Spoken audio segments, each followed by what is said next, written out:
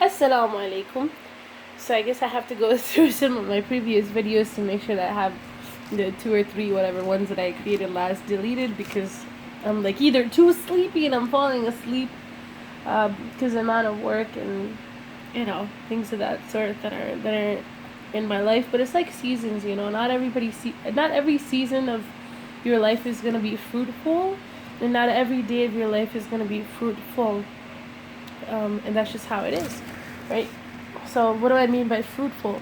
Which means that I just want to relate to it. I want to relate to the fact that the Prophet sallallahu alaihi wasallam, peace be upon him, did not receive a revelation every single day, right? He was seeking and he was seeking and he's seeking and he was dhikr Allah, he was remembering, but he had his personal moments with Allah subhanahu wa ta'ala too. So he had his moments, with Allah, obviously at all times, remembering him, but then for himself too, and then also, for the qawm, for the people. So everything was, in due proportion, right? So just to relate to that, which means is to take an example of that, right? As an example for me, I started feeling, guilty the first time around when my video was not as great as it for me, up to par standard as it usually is, because it's so much information. I do it for hours and I do it like throughout the day and so on and so forth. But then that's when I didn't have as many responsibilities as I do now, and I started feeling guilty, like what happened? Is my iman sinking in terms of dawah? I didn't mean my own iman, but like in terms of, is my dawah sinking? What's going on? How come I'm not able to make as many videos as before, give hours and hours and hours of the day to dawah, and and it's not me, it's dawah, But then I realized, I'm like, wait a minute. I'm like, everything has its time. You understand? Everything has its time. You have, as the Prophet had his own personal time, right, with his family. He had his own personal time, obviously, with the Lord Allah. And then he also had his personal time, the time given to everyone else. So for me, when I got busy again, at first I felt guilty, but I'm like, no, wait a minute. If I had more time in the day, I would be able to want to give more to do it. But I don't have as much time as I used to. So I still do it, but I'm doing dawah in different portions. Like probably when I step out, to the grocery, I go out. I just bump into people, and then it's kind of crazy. A lot of times they want to talk to me. Majority of the times, I don't know, it just miraculously happens. Don't ask. I'm gonna give them dawah. So that's how my dawah is happening. Because while I'm running errands and I'm doing like all these other things, that's how I'm doing my dawah. So, in real life, because that's when you come across people, right? In real life. And it's more touching as well too. Well, for me, that's how I felt. Touchy is it hits you more when you're able to explain to them with all your senses, right? So now, and plus whatever I was doing online, I had all this information to share in regards to my studies, and the people who did come across, they liked it and stuff like that. They loved it, liked it, whatever you want to say. But there's a problem. Excuse me, I'm even eating right now because I have to multitask. That's the little time that I have. So now, what happened is, the platform that I'm on, now I don't want to go stretch off and say this, but this is a platform where you have everyone else become technically, astaghfirullah, in a manner, majority of them become idols themselves. And I want to say majority of them don't even know it, but actually technically they do. They are aware of it, that it's happening to them. You understand? And we are in a place, why do you think YouTube is called YouTube? You are, presenting the material. Okay. It's not only that. It's a place where you'll find everything informative, but you'll also find things that might not be good for you. You understand? Leading you off of the way. So, essentially, what am I trying to get down to? For me, when I was in the entertainment side, I had, oh my goodness, uncountable people want to swoon. Okay, swoon. They wanted to hang out with me, getting to know me, wanted to do work with me. You know, all these things. This connection, that connection, da da da. Hold on a second. But when I came to the deen, it's only few countable. It's almost like thinking about a whole entire nation, right, getting destroyed, but only one warner, one messenger, and the few believers, 3, 4, 5, 6, whatever, that follow, they're the ones that get saved. So it's like in entertainment, the whole nation's gone. Whoever's giving their day and night to YouTube, instead of also their salah, right, to Allah, to the ilah. Excuse me. So, if you're making something else your ilah, and you're on YouTube for hours and hours and hours, if you're a woman watching videos of makeup, if you're a man watching videos of cars, business videos, whatever. I see it all. As in, I see people before me. Could be family, could be friends, could be anybody. A lot of time comes around, majority are just distracted. They don't even know. Not only do they know, they don't want to know. You understand? Why wouldn't God be infuriated? Because they don't even want to know. Right? No. For those who turn back on their heels away from Islam after knowing that Islam is the truth. You know, let's talk about the people who turn back into a different religion. Might be going on today, right? Meaning, this might be a normal thing nowadays.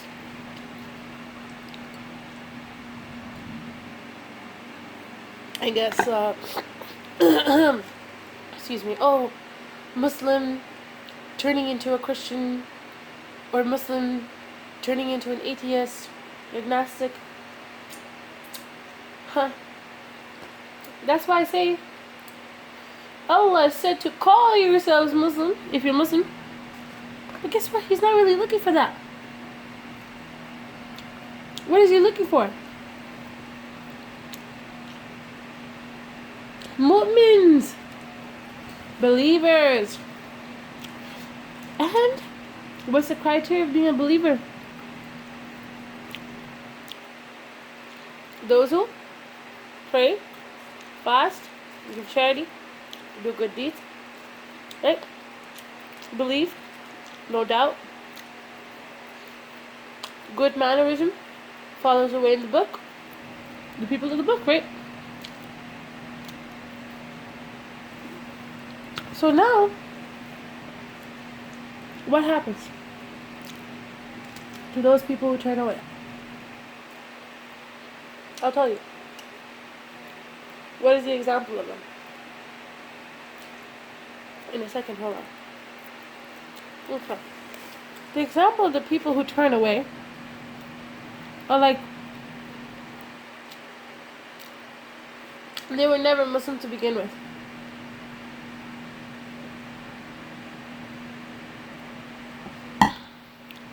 Okay. What do I mean by that? Technically, a mu'min or a mu'minati are still Muslim because you have to call yourself a Muslim, right? But they were never a Muslim to become a mu'min or a mu'minati, one who serves their Lord and submits. So, these people that turn away,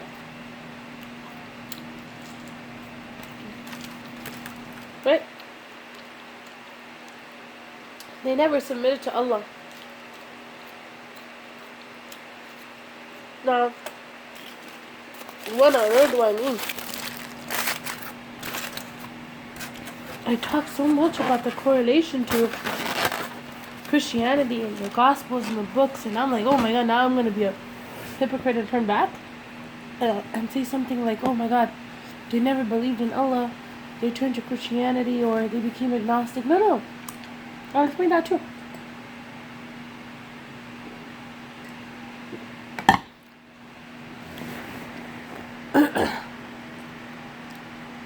What I mean by that Christianity, I don't mean the Christianity of Isa al-Islam. Matter of fact, the people of Isa al-Islam,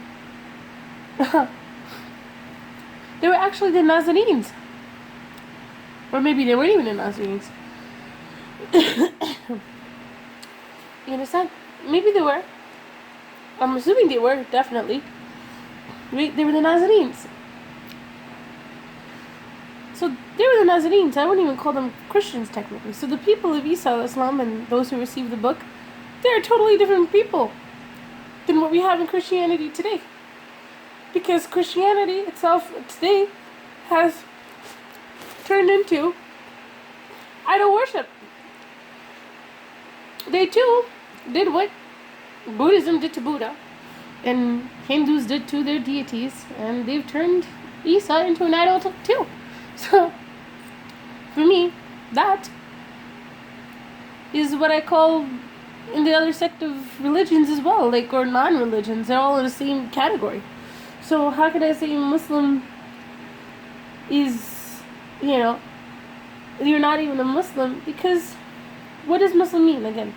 Muslim means, right, a follower of Islam. And what does Islam mean? Islam doesn't only mean peace. Remember, it's the word Arabic, right? It's an Arabic word. It has multiple meanings. Best suitable to it is the word submission, submitter. So a person who is a Muslim is following the religion of Islam. So a Muslim is a submitter to who? To Allah. So if you turn away from Allah, right, and you go back to another religion, and because we know according to Surah Fatiha, right, it's only Allah whom guides and Allah whom misguides, right? So we understand that you're not being guided. But why are you not being guided? Why are you not chosen to be guided?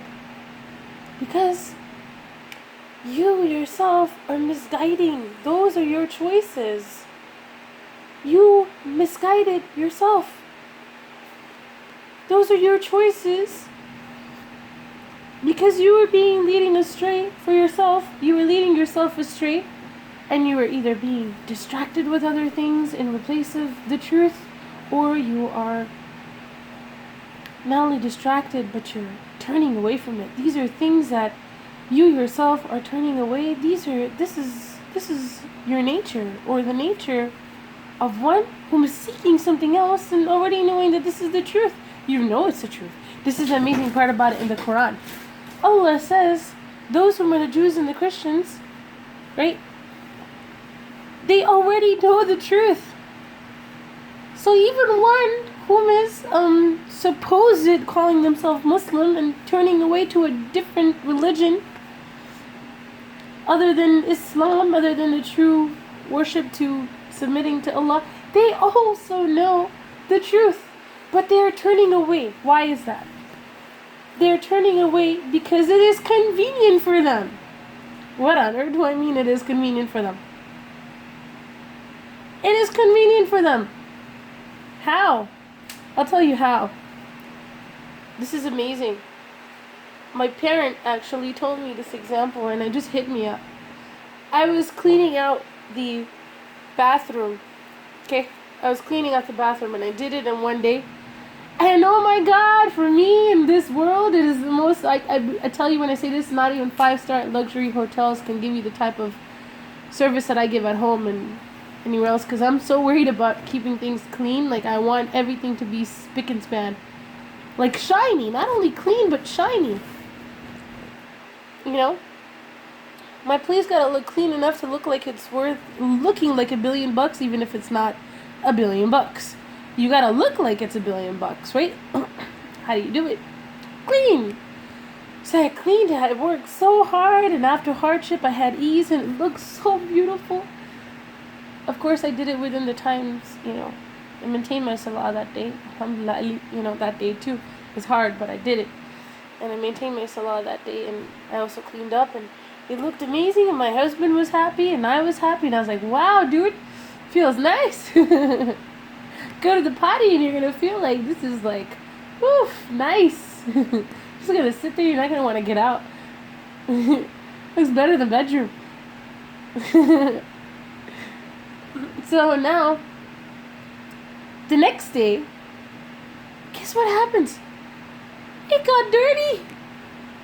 Oh my goodness, I stepped inside and I didn't even know what happened. I didn't even use that. Technically, I only did wudu and my husband did wudu and that was it. And then all of a sudden in the morning, I get back and I see spectacles of dust here. Like, not dust, but like, I don't even know where it came from. There's like a piece of cardboard there. There's a piece of grout broken off, you know, by the bathtub. And I'm like, what the heck? I'm like, I just cleaned this yesterday and then the porcelain looks a little dirty here and there. And because when you step on it, your feet get dirty, right? So I'm like, maybe from the wudu, there's like, you know, the feet leakage, you know, because we step outside sometimes, you know, barefoot for a second or something, running around, you know. I'm like, dude, it's just one day. It took me hours to clean this, and it's one day, and it's dirty already. Whoa. Just like that is our iman. If you are cleaning your exterior by ablution or performing, okay, wash your feet, wash your hands, wash this, wash that, before you come to salah. Just like that, you have to clean and you have to keep your interior clean. So what is that? It's not only clean, it's purification. Okay, it's purification, but how do you clean your iman?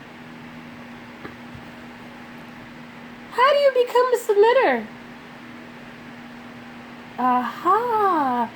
Do you think that your iman is not going to get dirty too? That's the first thing you got to worry about. Your iman being dirty. Because if your iman is clean, you're going to want to seek the knowledge. You're going to want to keep coming back. You're going to want to try to find out what the way is. The way is teaching you to be clean. So if internally your iman is clean, internally your iman is clean, externally you will also be clean too. You will also be clean externally. Because if you're washing so many times and doing wudu, you know, you're going to think, okay, man, you know, Allah is saying, you know, that Allah is saying to be clean, right? Not only Allah is saying to be clean, you got to imagine, okay, Jannah is a place. I don't want to be in a place that's dirty. For example, if I was a little bit less unfortunate and I'm living in, God forbid, I'm living in a, well, not God forbid, even that's a test. I mean, every single thing is a test in this dunya. So imagine I'm living in the slums, but I am clean, but all around me, it's very dirty. because people are just living the life, right? They don't, I guess, I don't know. I'm not saying that the slums are dirty, but you'll see a lot of trash, around it too. Sometimes, I saw it, so I'm telling you. So now, because they're also deprived of the system, so they're deprived of the system of good septics, there's a lot going on, so don't take it out of proportion. But what I'm trying to say is, imagine you're not living in a clean place, but if you had the option to leave and live in a clean place, wouldn't you take it? Why would you take that and not just stay in a place that you were in? Unless you're like some monster or something. Majority of you would take the clean place.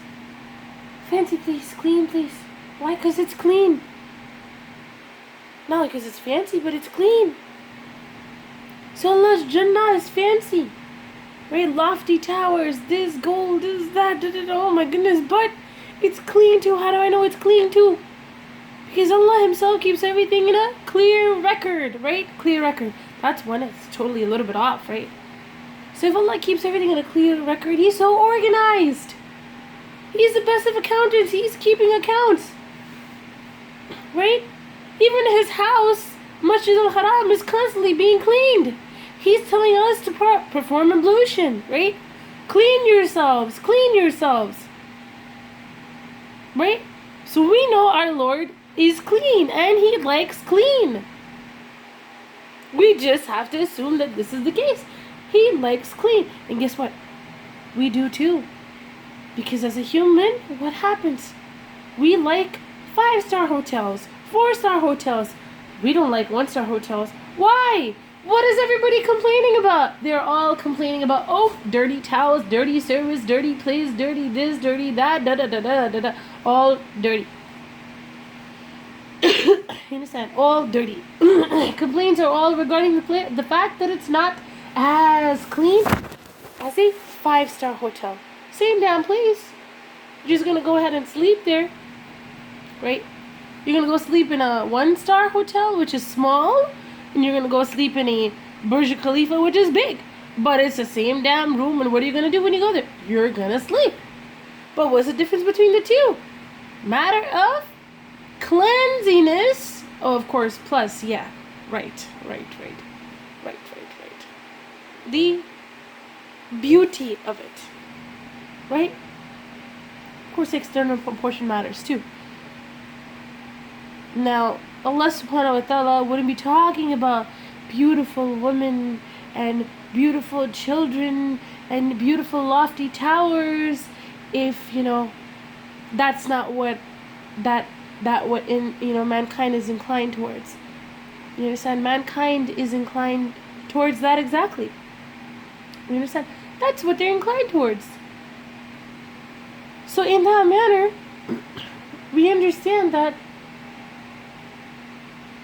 what we are looking for substantially as human beings are to either have things cleaned for us, or be in a state of clean, or have to learn how to be clean, or like places that are cleaner, or wish places that were cleaner. So why am I giving this example? Because my bathroom got dirty. Boom. Right? One day. Just spectacles of dust flying around everywhere. I didn't even imagine for that to occur in a day, but it happened. Right? It happened. So now, again, why am I giving you this? Our iman gets dirty. Aha!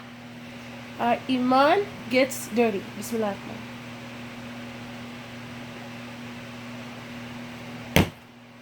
Our iman gets dirty too.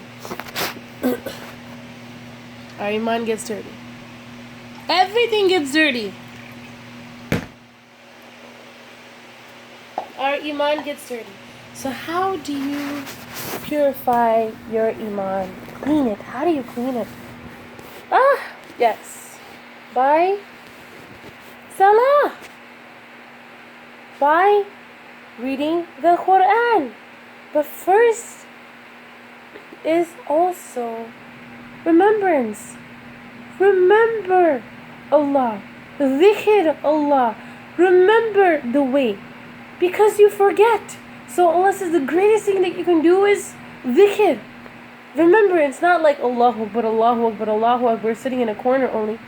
But constantly remembering that you are looking for the way, that you are seeking your Lord. And reading about it. And salah, because everything is incorporated. One doesn't work without the other. But most important is salah. Why is salah the most important? Dude, because that's why Iblis got kicked out. Now you want to say Iblis got kicked out because of sajda. I'm not going to say it's just because of sajda. I'm going to say it's because he didn't obey Allah. It's that simple. He did not obey his Lord. Whether if that sajda was replaced with anything else. And it's not sajda to Adam only. Just because he didn't obey Allah. So if Allah is telling you, and if you were born into a supposed Muslim household, which of course now we would understand that this is a Muslim household just because you're born into, these are what your forefathers were. They call themselves Muslims, right? Maybe you're not a Muslim. Maybe your parents are even not a Muslim. Maybe your grandparents are not even a Muslim. Maybe they were so into the dunya, you understand, that they don't pray. They only go to pray probably on Eid day or something, right? Eid day, maybe only on Fridays. That's about it. Understand? That's about it. So maybe they're not even proper Muslims to begin with. Right? They're definitely not mu'mins or mu'minatis. Let's just say that they're not even proper Muslims to begin with because their obligatory is not even there. Their dhikr is not even there. Their Quran, forget about it. Quran is like the last thing that most people don't even touch at. They don't even read the Quran in the manner that Allah subhanahu wa ta'ala wanted to be read in. To be read, reflected, pondered upon, understood. So I'm not even going to take that because majority of the people of the earth don't even, Allah says it too, most of the people have forsaken this book. That's it, It's the book that came for us to give us hidayah. It is the Hakim. And majority of the Muslims of the dunya have even forsaken this book because they don't want to know. They just want to read, that's it. Just want to babble and read. But it's not there for their understanding. They'll make 50 billion excuses for it. There's no understanding for it. So your forefathers were not technically even Muslim, or even if they are, you're not the Muslim. Because you didn't submit to what Allah said. Allah said, pray. Allah said, dhikr. Allah said, read. But when He said read, He gave you criteria. When He said pray, He gave you criteria. And how to pray. Right? With iman. With no rayba fihi hudal lil muttaqeen. You have a question? Ask Allah. There's no problem with asking Allah. Ibrahim al-Islam asked Allah too. You understand? If there's something you don't understand, ask your Lord. He will receive your signs. In real life, through an example, through some way, or even through the book, majority of the times, you'll even receive it in the book. Go back to the book. You have the answer there. It's explained fully in detail for you. It's what you need. You understand? So, you were not even Muslim to begin with. In order for you to say, yeah, I converted, I was a Muslim, blah, blah, blah. Please, you were never Muslim because you don't pray. You never met the criteria. You never met the criteria. And how does it have anything to do with the cleansing of the hearts and the purification of the hearts? I'll give you the example now. So why would somebody want to turn to Christianity? Right? Not Isa Islam's religion. I'm talking about Christianity as in the people's religion and what they made it out to be. Why would anybody want to turn from Islam, right? From the praise that Isa Islam gave about, the one that's going to come in and say the remaining of whatever has to be said in terms of what there's much to be said, and for when the Spirit of Truth. So when the Spirit of Truth comes, why would you want to go backwards if Allah keeps only going forwards? And things are given to you in perfection now. Why would you want to go backwards? I'll tell you how. What happens When you have an apartment, oh, less work, right? So for a woman or a man, there's less work. Trust me, because now I know. When you have an apartment, it's less work.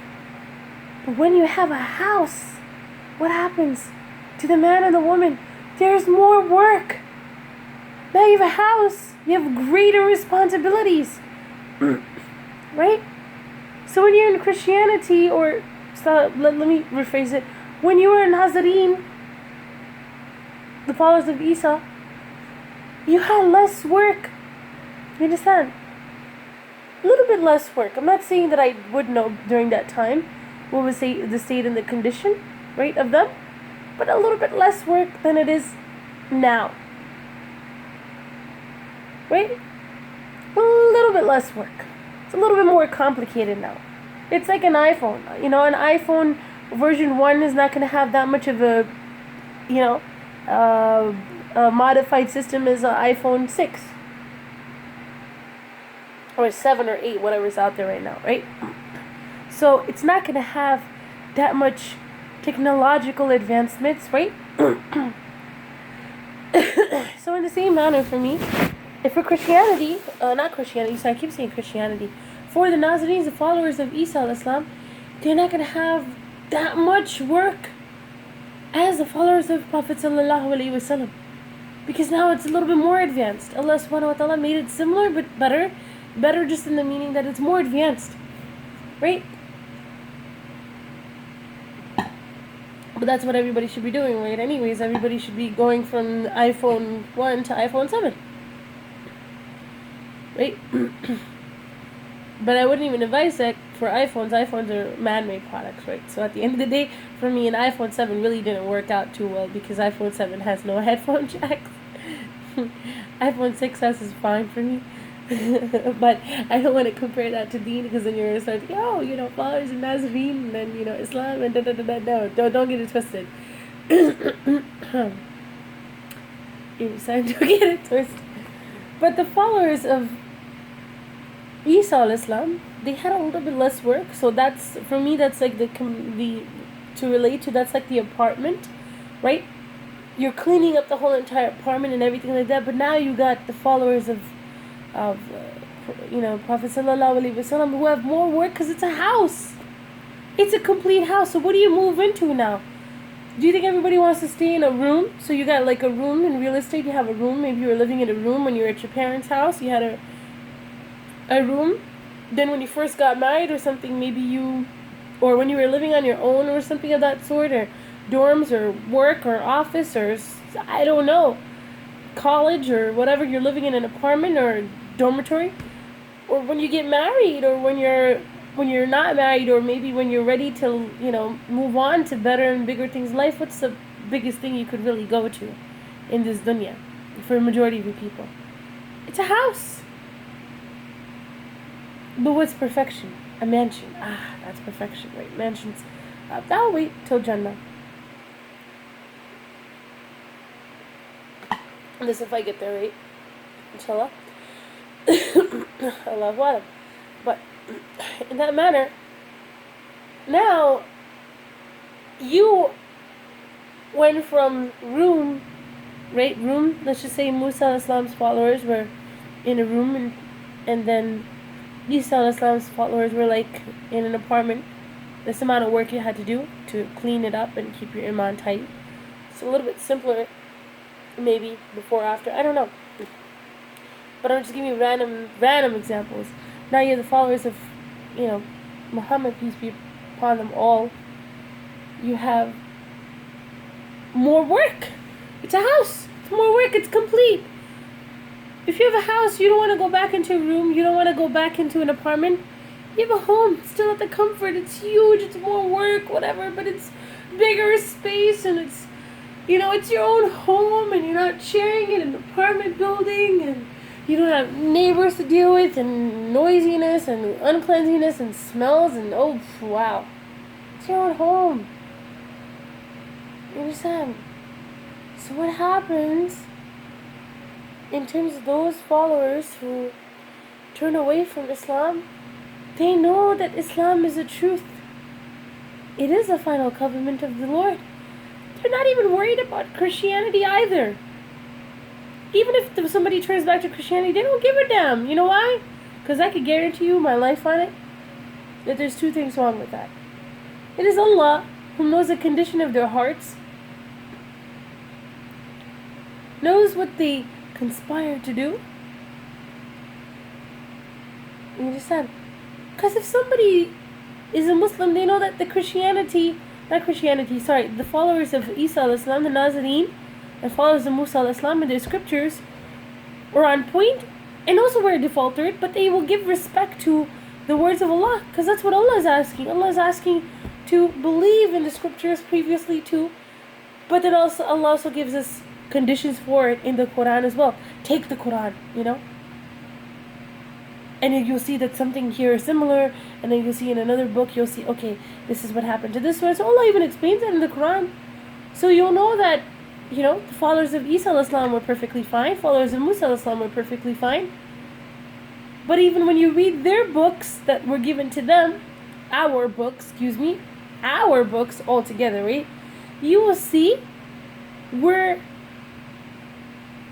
you understand? You will see where it's telling you about the upgrade coming, So it's not only telling you, okay, there's an iPhone 1 out on the market, but it's telling you, hey, you know what? There's going to be an iPhone 2. There's going to be an upgraded version of this iPhone. There is going to be an upgraded version of this iPhone. So iPhone 1, iPhone 2, iPhone 3, it's always telling you about, okay, there's going to be more to come.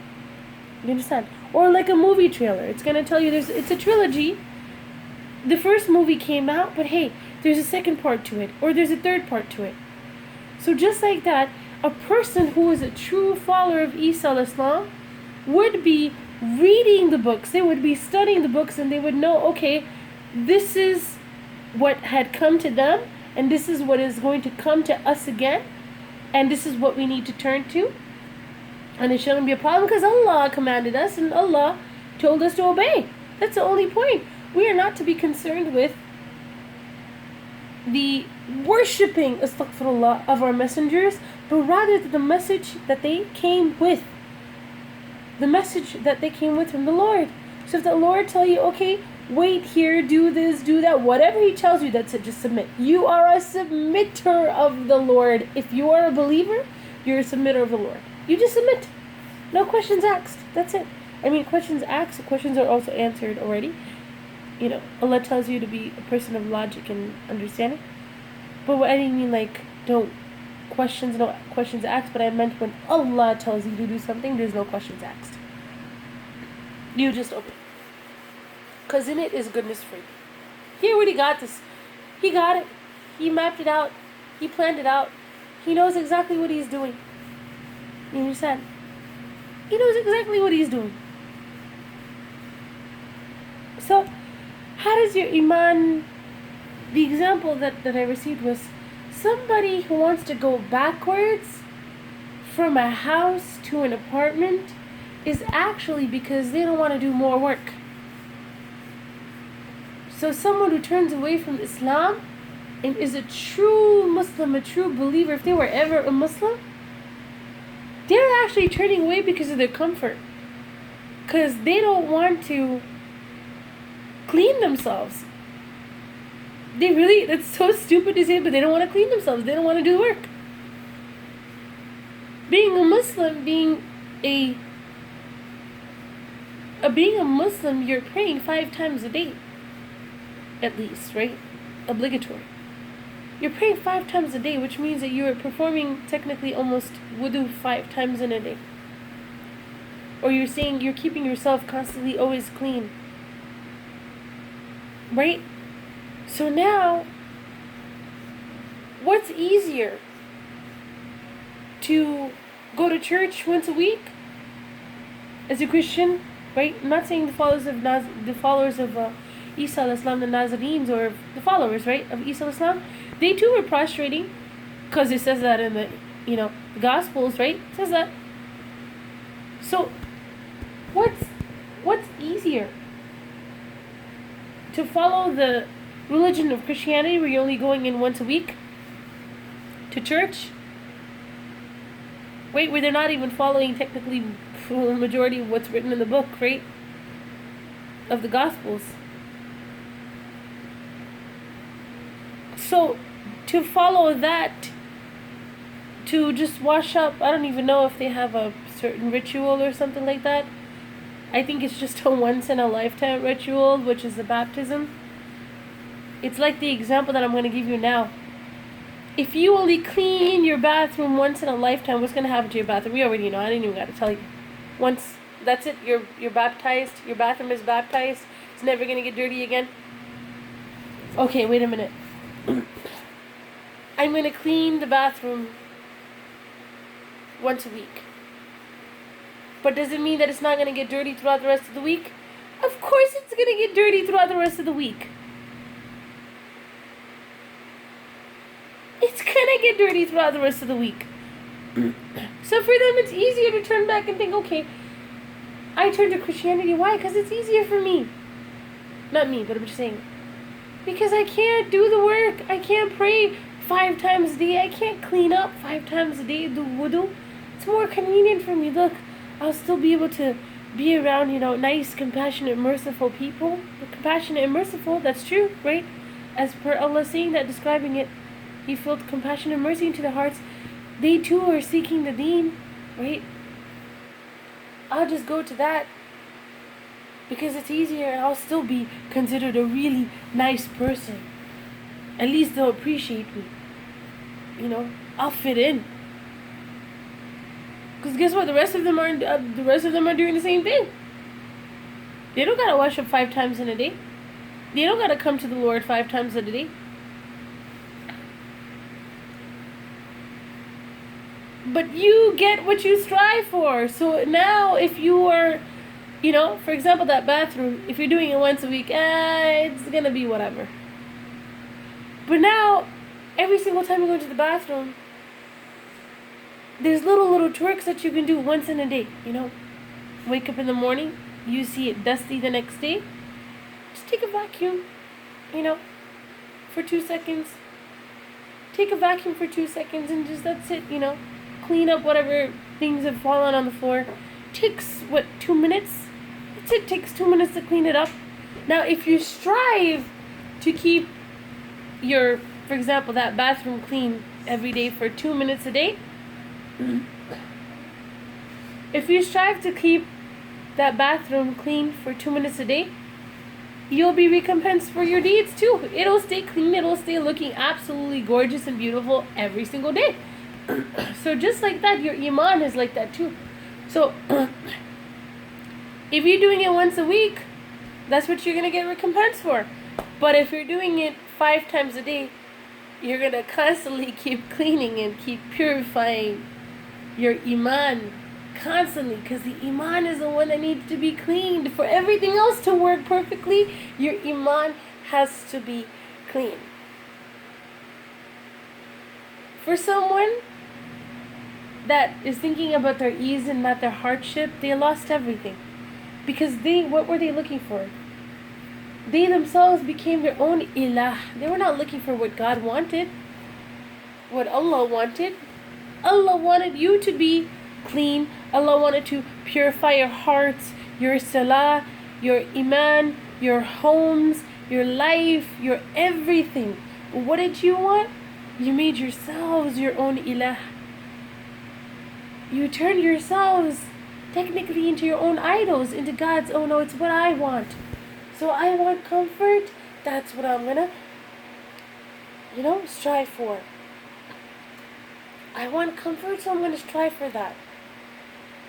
It's comfortable for me to go ahead and become a Christian. I can still feel like, a nice religious person and still feel good about myself, and it's all these people feeding even more of my ego when I go to church once a week. They're filling more of my ego when I go there.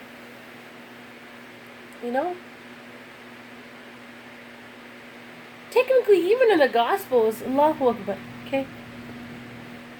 Who are the best of those? What manner is the best to pray in? It's those whom pray behind closed doors.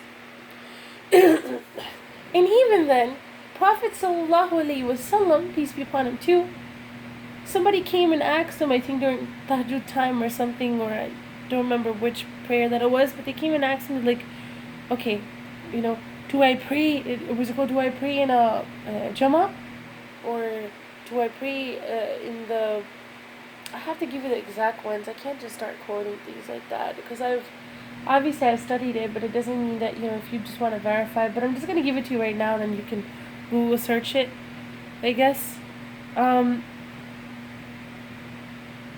I don't give you unvalidated information, by the way. So, they asked him, which manner is it better to pray in for that particular salah. And for me, I'll give you an example of what it could even be, which one it could even be. I'm pretty sure, pretty sure it was tahajjud. It was tahajjud. And the reason why I say it's tahajjud, because Yaqub al-Islam, peace be upon him, Yusuf al-Islam, Sulaiman al-Islam, Dawood al-Islam, Prophet, all these examples of the Anbiyas that we read about, they would pray, in the middle of the portion of the night, and they would seek to Allah. You understand? They would seek to Allah alone. So the best mannerism actually to also pray in is also alone. But here's another recommendation that Allah subhanahu wa ta'ala, gives you, which is to pray with those who bow and prostrate. Why? Because it's going to make you to do it even more. It's going to incline you, it's going to influence you to do it even more. It's like, imagine you just have friends, and like those friends are not, not those who worship the Lord or seek, to the Lord. What are they going to influence you to do? Oh, let's go out to bowling. Let's go out to a party. Let's go out to chill, They're all influencing you, what? To waste your time. So you're around them, they're going to suggest you things. Oh, let's do this, man, today. Let's do that, man. Oh, let's do this. Why don't we go to the mall? Yeah, let's do that. Let's find something to do. So your friends will go ahead and give you suggestions and recommendations. You understand? They're going to give you suggestions and recommendations of things to do. And that's going to be your influence of what you're going to be doing with this time. Like, verily, mankind is at loss. So pretty much you're going to be losing out of your time. But if you're around those who bow and prostrate, the believers, what are they influencing you to do? They're going to tell you, hey, you know what? Let's just go pray right now. Let's just go pray this salah. Let's go do this salah. Alright, let's come back and then do something else, So that's what they're going to be influencing you. So not only in this dunya, but also in the akhirah. Right? Also for your akhirah. So that's what Allah says to, be around them, be with them, and be influenced by them. Be influenced by them. Be influenced by those who stand, bow and prostrate together. Pretty much just those who pray salah. So that you could do it too. Maybe they'll see you after a week. They'll come. They'll start to feel lonely and stuff like that, and they'll come. They'll come and be like, hey, what are you doing? Just ignore them. It's about your akhirah, right? So just don't give a damn about anybody else. In that case, if they don't do it, they don't do it. That's fine. It could be your husband, it could be your father, it could be your parents, it could be your siblings, it could be your wife, it could be your kids, it could be, they don't do it, dude. You're missing out. Top it off with a nice personality, nice mannerism. Like you're chill, you're nice, you're cool. You don't pay attention, you're not, if you're a wife, you're not suspicious. Right? Leave it up to Allah, because Allah sees everything, right? Allah knows everything. Your husband doesn't do the job, oh, Allah will take care of that too. Right? Your wife doesn't do the job, oh, Allah will take care of that too.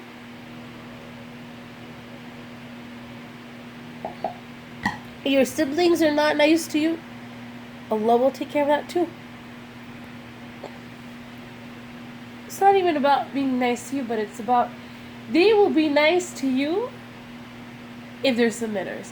But if they're not submitters, they will not be nice to you because they're going to do whatever it is that they want. They're their own ilah. they're their own ilah. Or they will let somebody else be their ilah. You understand? So, now someone who has turned away from the religion of Islam after being a Muslim, which means knowing that this is the truth, right? And not only knowing that the truth, but is a believer, right? If they ever were, that wouldn't have been the case, because that doesn't mean they don't even qualify, because they would have stayed on the path.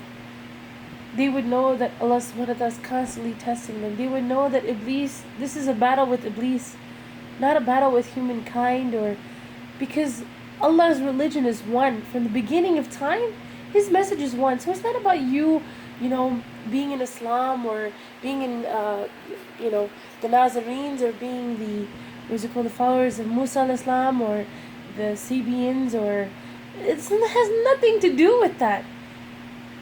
Nothing to do with that. What about the people who passed away before Islam came? Do you think that they're not going to be forgiven if they follow the true religion of the Lord and they had their scripture? Are you crazy? You're picking one deen over the other, and all of those ways were of Allah's. And Allah sees that and knows that. But guess what? He knows you're not picking Him. He knows you are picking yourself. You are picking your own comfort. That's all. There is no other way to Allah other than through salah. There is no other way. You have to do it. You please your parents. You please your husband. You please your jobs or careers. You please your educational institutions. You please yourself. And you do all that hard work for everything else.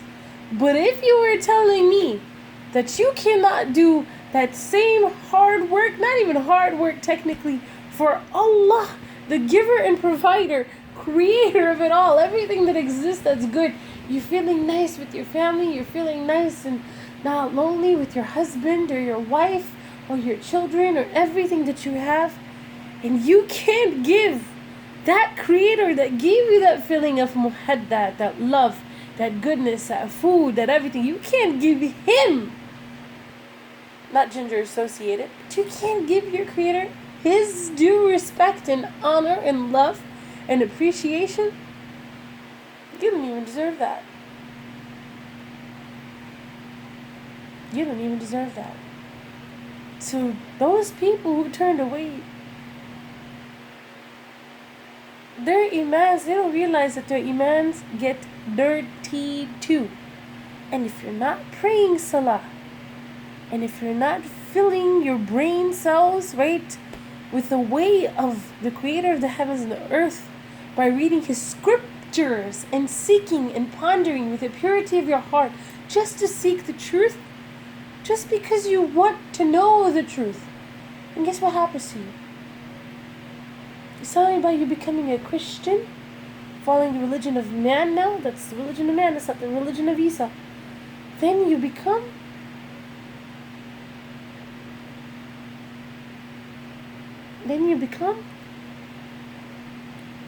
an atheist or agnostic, because this is all about your comfort level. Nothing else. It has nothing to do with the truth. Nothing to do with the truth. Because Allah already knows the truth. So this is my message for those who see others turning away and becoming agnostic. They said, yeah, they believe in Allah. Okay, you believe in Allah. Good, prove it. How? Why, oh why does Allah know everything? This is the last thing that I want to share. Actually, I'll make it in a new broadcast. How about that?